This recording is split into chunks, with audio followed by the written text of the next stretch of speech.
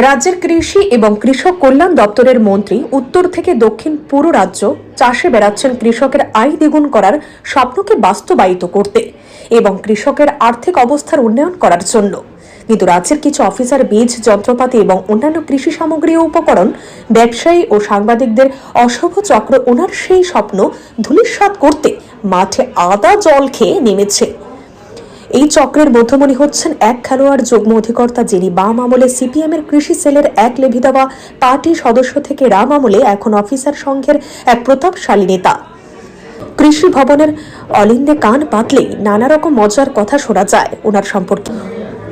উনি নাকি এতই ক্ষমতাশালী যে কমিশন বাণিজ্যের মুনাফা বেশি লুটার জন্য সেন্ট্রাল সেক্টর স্কিমের মূল গাইডলাইন পাল্টে নিজের মতো করে গাইডলাইন তৈরি করেন। আবার দপ্তর থেকে বেরোনো জেলাভিত্তিক বিভিন্ন কৃষি উপাদানের টার্গেট পাওয়ার পর উনি জেলা এবং মহকুমা আধিকারিকদের ফোন করে নির্দেশ দেন কোন ব্যবসায়ীকে কোন উপাদান কতটা পরিমাণে দিতে হবে। আর এই জন্য প্রায় প্রতিটি জেলা এবং মহকুমা স্তরে নিজের পছন্দের লোক বসাচ্ছেন। ওনার কথা মতো কাজ করলে ঠিক আছে, না হলে গদি ছাড়ো। দপ্তরের দীর্ঘদিনের নিয়ম, বেনিফিশিয়ারির নাম ঠিক করে দেন নির্বাচিত জনপ্রতিনিধিরা, আর নিবন্ধিত তালিকা থেকে কোন উপাদান কোন ব্র্যান্ডের নেবেন সেটা ঠিক করেন কৃষক নিজে। দীর্ঘদিনের এই নিয়মকে বৃদ্ধাঙ্গুষ্ঠ দেখিয়ে এখন উনি নিজে সবকিছু ঠিক করে, ফলে নিম্নমানের বীজ, সার ও কৃষি যন্ত্রপাতি কৃষকদের নিতে বাধ্য করা হচ্ছে। ফলে রাজ্যের কৃষকরা ব্যাপকভাবে ক্ষতিগ্রস্ত হচ্ছে। পশ্চিম ত্রিপুরা জেলার উদ্যান উপ অধিকর্তার আসন অলঙ্কৃত করে বসে আছেন এক সহ অধিকর্তা তার সমিতির সাধারণ সচিব হওয়ার ক্ষমতাকে কাজে লাগিয়ে। কিন্তু দপ্তরের প্রায় 40 জন কৃষি উপ অধিকর্তা তাদের নিজেদের পদ অনুযায়ী পোস্টিং পাচ্ছেন না।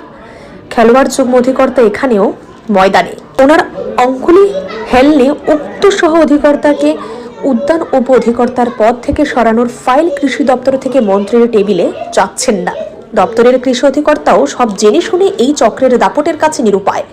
সবচাইতে মজার বিষয় হলো, উক্ত যুগ্ম অধিকর্তা নাকি প্রমোশন পেয়ে উদ্যান বিভাগের অধিকর্তার দায়িত্ব পাওয়ার ক্ষেত্রে দায়িত্ব পাওয়ার অগ্রগণ্য সিনিয়র অফিসার হওয়া সত্ত্বেও ওই পদ নিতে রাজি নন।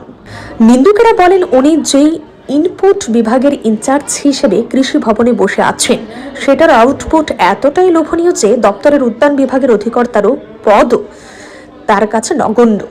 আর এতেই ধ্বংস হতে চলেছে রাজ্যের কৃষি ব্যবস্থার উন্নয়ন, আর ক্ষতিগ্রস্ত হচ্ছেন রাজ্যের কৃষকরা।